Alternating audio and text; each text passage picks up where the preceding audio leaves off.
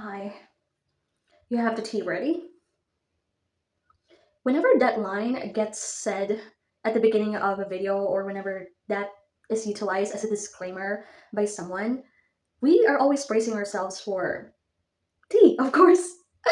Some sort of drama, dragging, slander, if you will, bashing, things that are kind of popular, right? It's one thing to appreciate really that we live in such an era where we have the freedom to speak our truths out loud, to speak our opinions on things, right? I hope, however, that we don't forget or discount the fact that we also, along with the freedom to speak, is also the liberty to choose what we listen to.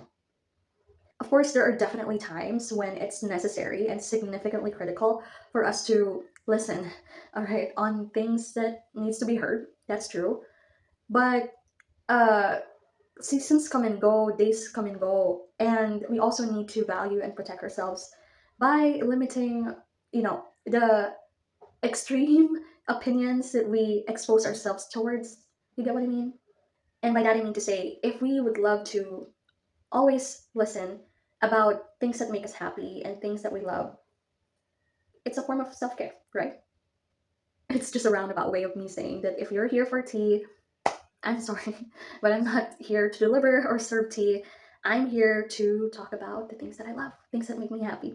I hope you don't mind. And thank you so much for dropping by. If you were a fan of SB19 and how they get so immersed and so involved with their songwriting and their visualization of their concepts, the themes that they'd like to deliver in their projects, yes, I will talk about my experience watching Pablo's Una short film. If you're a BL fan who, just like me and thousands across the world, got so mind blown, so shook with the trailer feast of the GMMTV 2025 offerings, I hope you're okay. I hope you're fine. But yes, I will talk about my top five, my ranking, my top five trailers along the feast that they serve. My top five. And of course, I'll be talking about my first impressions because I admired so much. I was so impressed with the beginnings of the Heart Killers.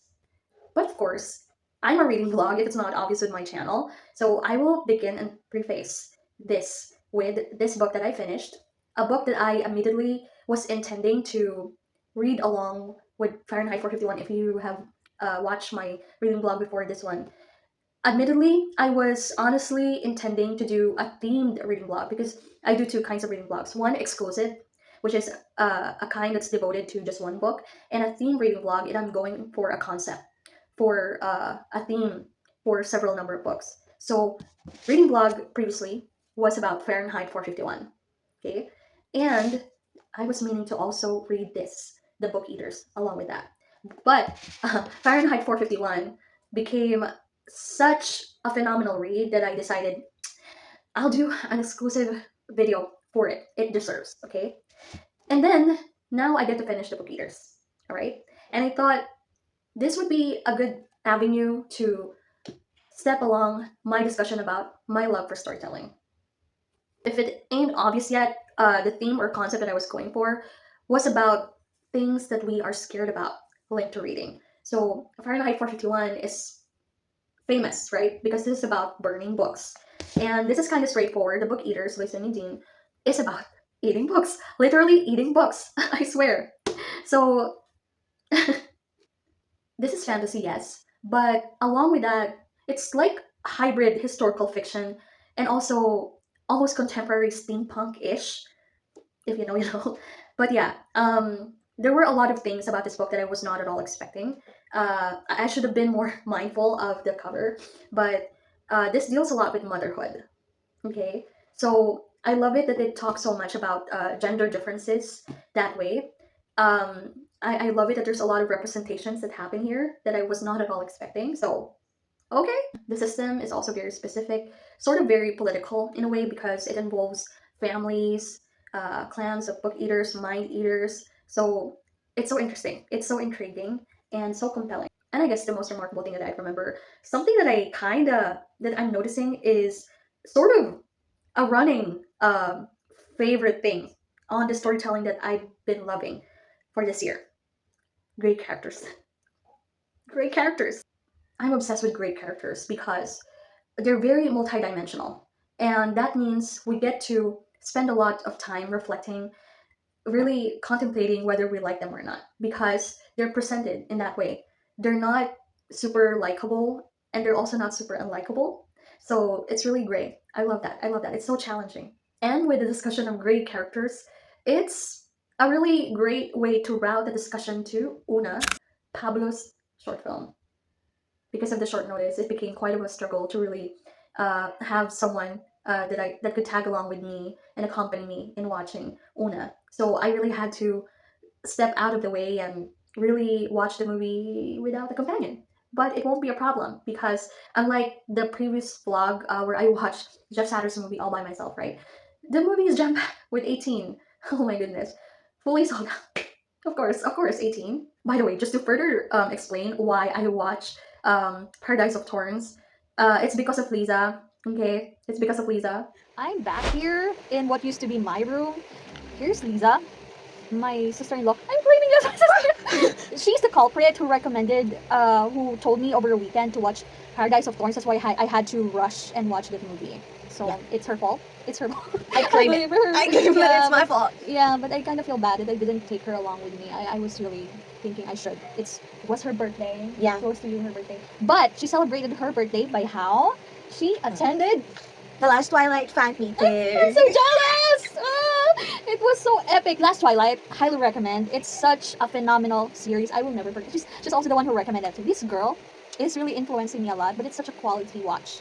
Brilliant, phenomenal. Oh my gosh. And it won a lot of awards, right? Yeah, and it's currently nominated to a lot of awards too. More upcoming ones? Yeah. Deserve.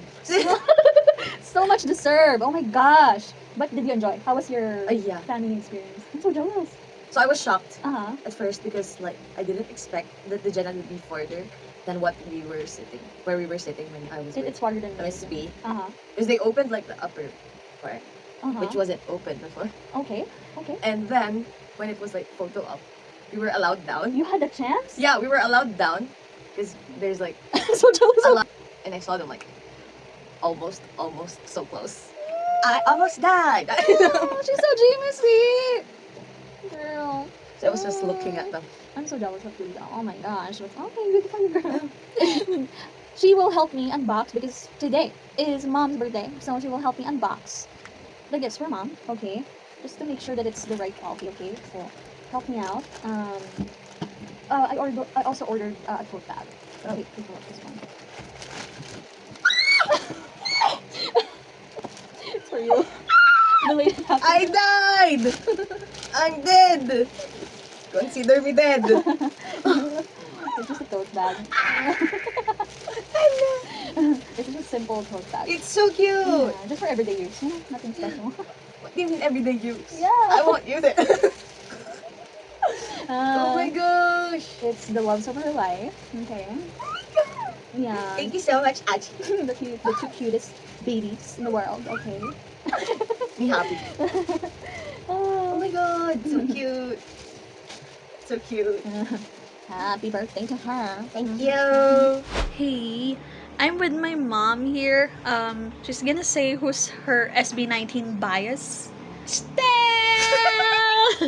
I told you. She's still biased. Of course, support SB19.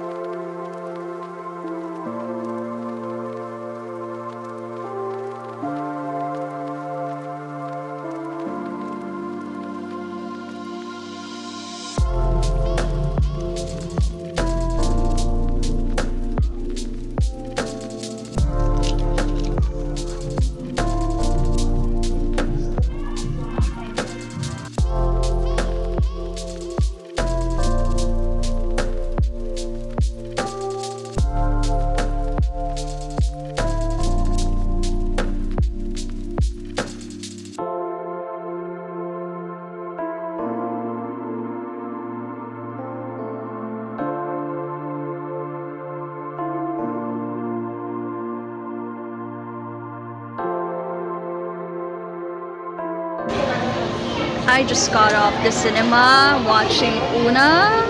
Oh my goodness. Oh my god. It's a short film, but I have so many thoughts. Oh my goodness. Pablo? Pablo really did that. Oh my goodness. Una.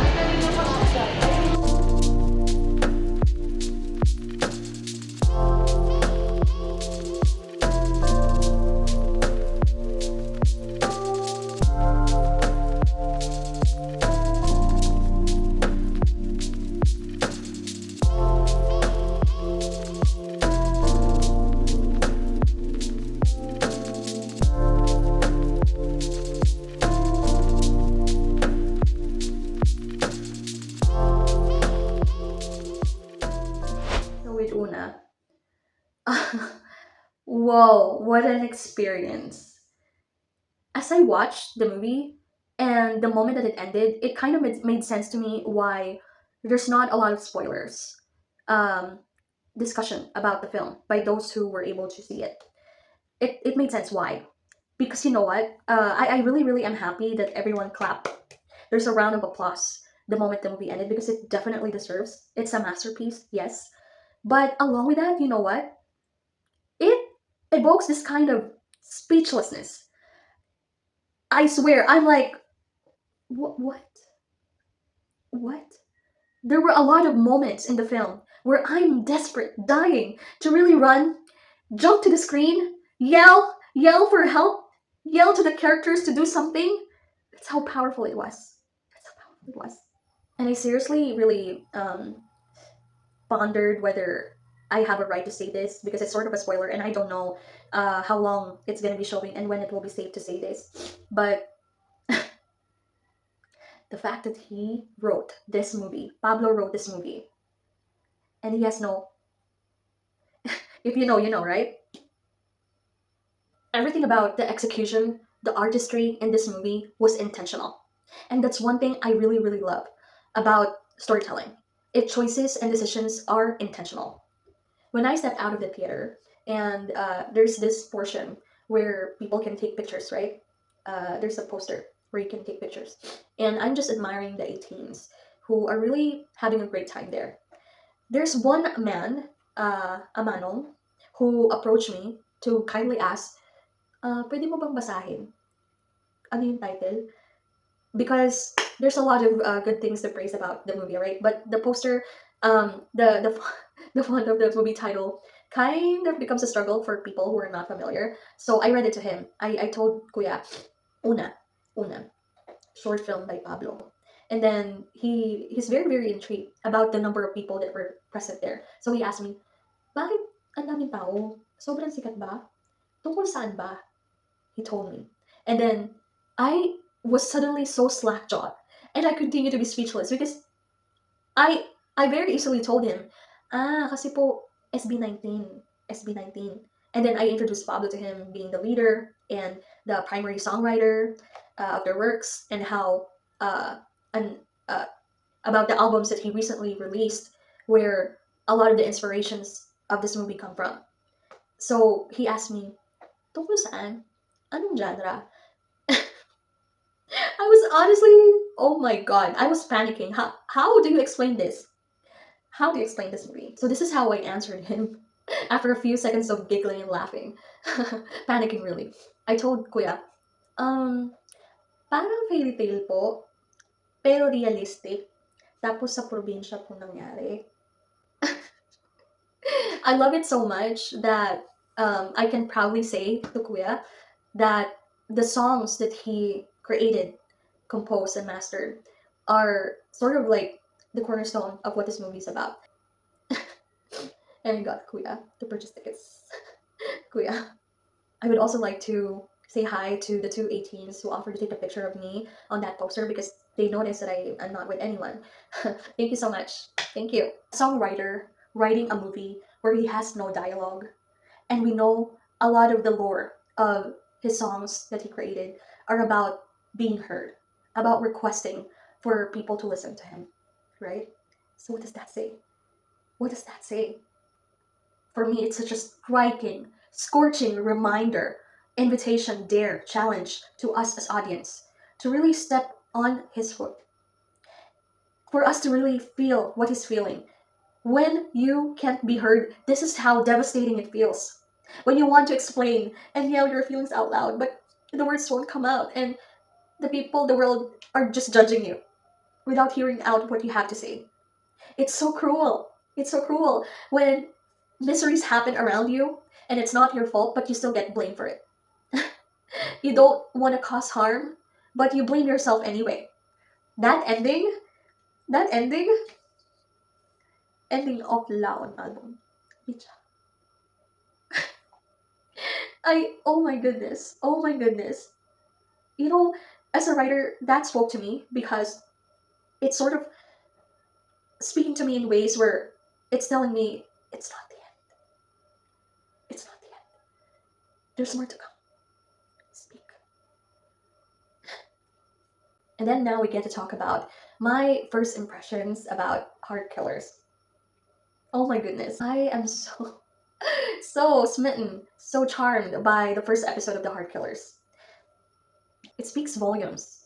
P. Jojo, the director of Only Friends and the director now of Heart Killers, really have the trademark signature stylistic decision. It's so creative and so critically poignant. Oh my goodness. Oh my goodness. He really has a way of really talking to the audience, reminding you that I'm this kind of director. People are always so quick to sort of like diminish his works as, NC specialist. There's nothing bad with NC, all right? And that's one thing that I find very empowering about the tales that P. Jojo, this director, really delivers. I mean, come on.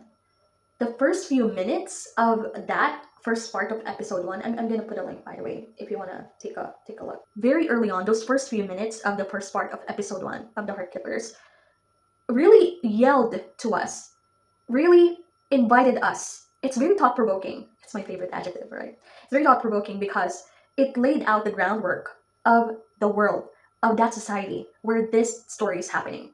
I wonder why people are so swift in always just remembering the NC scenes. Like, have we not considered how sex is being presented in several perspectives? Like in those first few minutes, suddenly it's not steamy or sexy because how would you feel about that? When it's a luxury that could only be afforded by those that are wealthy, there's this disparity in society where those wealthy criminals can afford to do that.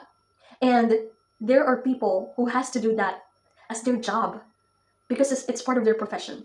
Have we paid attention to how this also touches on the importance of employment? Because how does it feel to have sex involved in your job? And how does it feel like to sort of escape that profession and still regard sex as your way to unwind? How is it any different, right? So it's so challenging. It's so good to present that kind of dilemma, right? And then the characters. Oh my goodness. Have we not discussed how they are so excellently fleshed out? I mean, even with the casting decisions made for the actors that they assign for each role, oh my gosh. I don't know how the story will tackle it, but I find it so intriguing.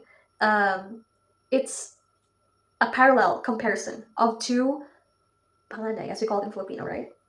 The eldest brothers.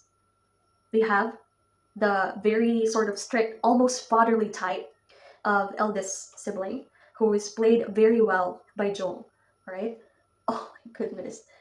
Jung being the youngest out of the 4 main actors here, being casted as sort of the eldest in the group in a way, because wow, he really brought Fadel with such great measures. You feel how strict, sort of fatherly he is with the way that he takes care of his sibling. Bison, he's so determined and so analytical.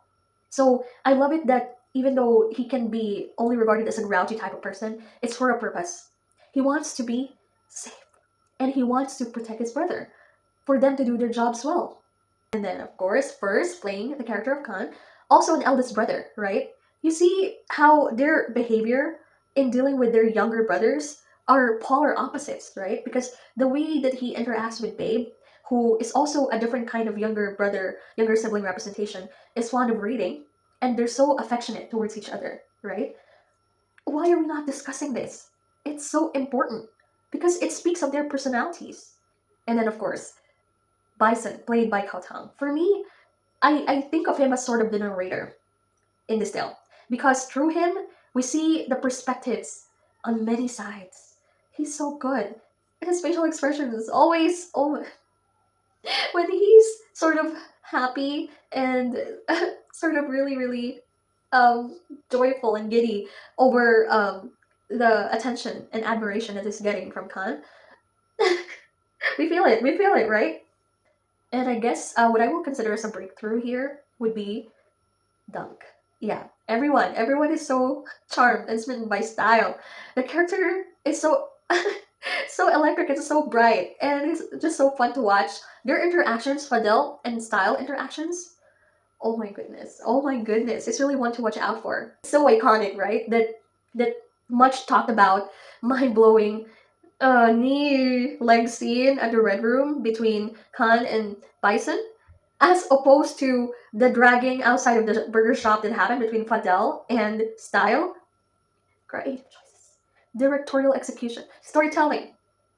What more can we say? There's a lot more to go because as of the time that I'm recording this, I'm yet to watch episode 2. So there's a lot of things waiting to happen. And it, again, speaks volumes how episode 1 was that phenomenal. Because what messages it give us? It's as if they are telling us, oh, so you think this is already the best? What happened to saving the best for last? There's more to come. Finally, I'll get to tell you my top 5 trailers on the GMMTV 2025 offerings. I honestly, I'm kind of emotionally wrecked by the excellence of those offerings, I swear. It's hard to put into words. It's hard to go into detail into what I feel about the trailers, so I'll let them speak for themselves. I'm gonna put a link down below for each of these trailers that I'm talking about, and tell me what you tell me what your top 5 favorites are as well. Number 5 on my list. This tandem is a very celebrated, well-loved, very OG pairing, right? Offgun, of course. Offgun. What else can we say? So, number 5, Burnout Syndrome. It's a genre that I think is kind of new for them. I mean, we've seen sort of a dark approach with Not Me, of course. Always going to be one of the historical tales ever, okay? But this one, the Burnout Syndrome, is sort of psychological, and I'm weak for anything psychological, so Burnout Syndrome, yes. Number 4, Memoir of Rati. Oh my goodness, greatinn! Greatinn really gave me the fluff, it's not really fluff, but it's the heartwarming joy that I've been craving with One Day Good Day. It's so good. It's so rightfully deserved that they will be given a task this monumental because this is sort of historical fiction genre. The cinematography, the caliber of the storytelling expected here, and greatinn deserves. Oh my goodness, I'm so happy for them. Memoir of Rati, number 4. Number 3 is sort of biased because I just really praise this director, right? Jojo, Only Friends, season 2. Is it just me? Oh my gosh! I was not really expecting a season 2 of Only Friends because that series is life-changing. And the trailer here is giving us that same kind of messiness, but with a very artistic literary flair. Oh my goodness! earthmix and jossgawin. I haven't seen them yet. I've been desperate to see their vampire series, but if this is gonna be the first one I don't get from them, yes, all the more. Oh my. Number 2. I'm weak for them and I'm also sort of biased because they absolutely wrecked my heart with Last Twilight. Magic Prophecy. Oh my goodness. Jimmysea. And the premise of this plot, Lisa told me there's sort of like a similarity with one of the trailers, but I don't care. We will finally have a Jimmy character who is really a doctor, and the dilemma here between science and spirituality. I have no words. Oh my gosh! Oh my gosh! It's sort of pointless now to talk about number 1, right? Because Isn't this the number one trailer in everyone's list? Everyone is saying, declaring, this is gonna be series of the year. It's gonna be award winning. I mean, are we surprised? It's a P-off directed tale. We know P-off is always phenomenal. Always phenomenal. And this is the storytelling that Gemini 4 deserves as a platform to really demonstrate and flex their acting skills, their talents. Oh my god! Everyone is weeping, right? Everyone cried and sobbed so hard with this trailer. Take it to heaven, guys. I swear. Click the link down below. That trailer, life changing. I will never stop. So imagine how I'm gonna survive when that series finally drops. Are we ready? No? Oh. Good storytelling in whatever medium is always such a delight to the heart. And I hope you're also enjoying and finding your happiness with the kind of art that you consume. Songs, movies, shows, series, books. Always something to be happy about. I pray that for you. So, the tea, what makes you happy? Let me know. Thank you so much for dropping by.